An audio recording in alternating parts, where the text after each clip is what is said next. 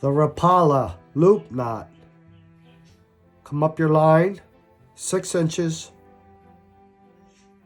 and make a regular overhand knot. Do not tighten it. Bring it to about a 1/4 inch round. Now you're going to bring your tag line through your lure or your hook. You're going to bring it up like this. Now the tag line is going to go through that loop.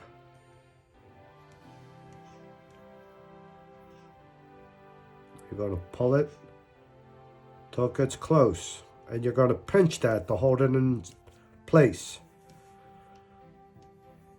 Now you're going to do a regular clinch knot. Wrap it around 5 to 7 times. 1, 2, 3.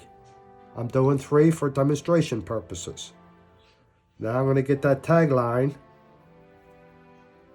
put it through that loop.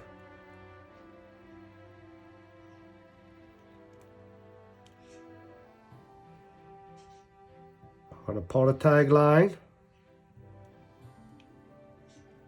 Now I'm going to maintain my loop down here.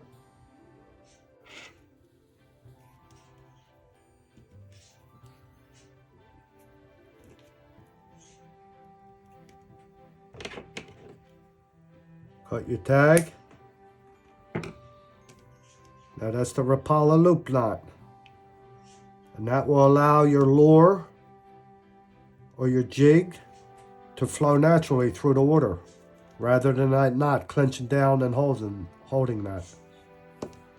The Rapala Loop Knot.